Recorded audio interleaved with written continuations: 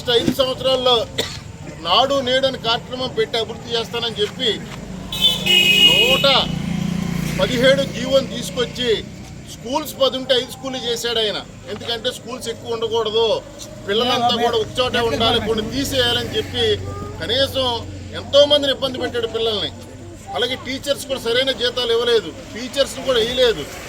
English medium అని చెప్పి disturb చేసేసాడు.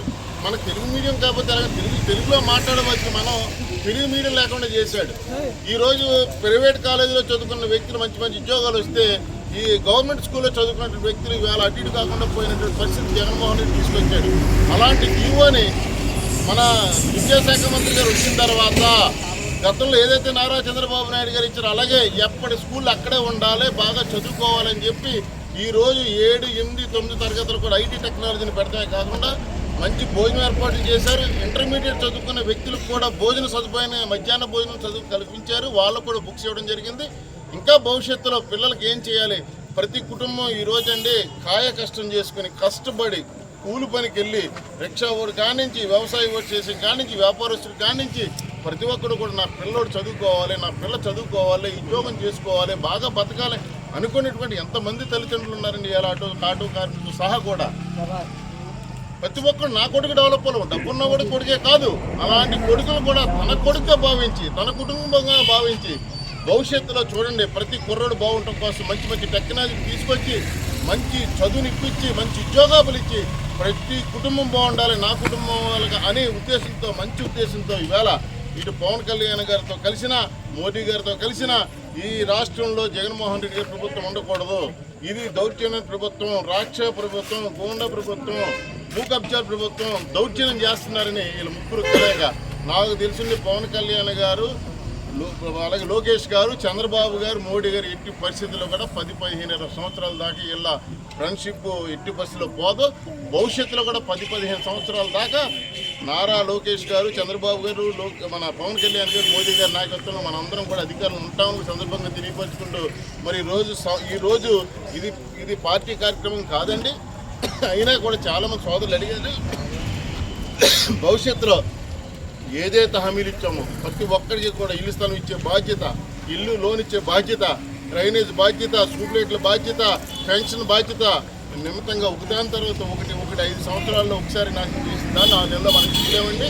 భవిష్యత్తులో ఈ ఊరు బాగుండడం కోసం మనకి ఏదైతే అర్హత ఉంది, ఎవరికైతే మనకి రాలేదో అవన్నీ వచ్చే విధంగా తప్పకుండా మీ వెనకాల మీ నాయకులు ఉంటారు, మీ నాయకుని వెనకాల మేము ఉంటాం, మా పైన ఎమ్మెల్యే గారు ఉంటారు, ఆ పైన ఎంపీ గారు ఉంటారు, ఆ పైన ముఖ్యమంత్రి గారు ఉంటారు. సందర్భంగా తెలియపరుచుకుంటూ మీలో ఏ కష్టం వచ్చినా ఇబ్బంది వచ్చినా మీ తెలుగుదేశం పార్టీ చెప్పండి, వాళ్ళ వల్ల కాకపోతే మేము మీకు అండగా ఉంటామని కూడా సందర్భంగా తెలియపరుచుకుంటూ మరి ఈరోజు ఈ ఊరు వచ్చినప్పుడు ఇంతమంది పుట్టగట్టుకోవడంలో మా తెలుగుదేశం పార్టీ కుటుంబ సభ్యులు కానివ్వండి, లేదా ఇతర కుటుంబ సభ్యులు కానివ్వండి, కూటమి సభ్యులు కానివ్వండి, మా ఘనసౌకి మరి ఇంతమంది వచ్చినందుకు ప్రతి ఒక్కరికి కూడా పేరు నా హృదయపూర్వక నమస్కారాలు తెలియపరుచుకుంటున్నాను.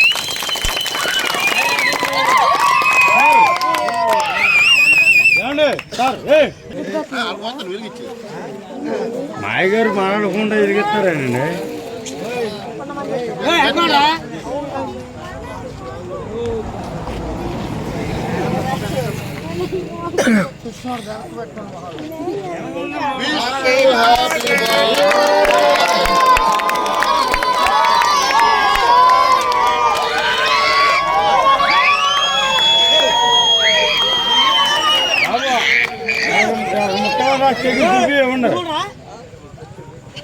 దాబాక చాలిపోతాయి ఇంకా బాబు.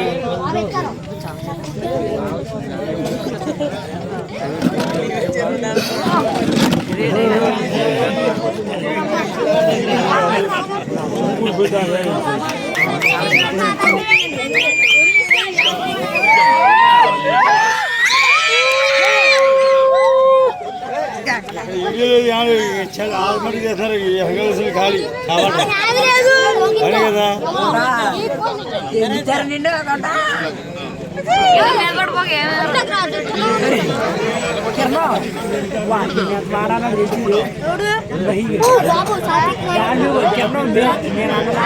ఇది ఏ ఆడినా అయితే ఆడ అంటే ఇది అన్నాడు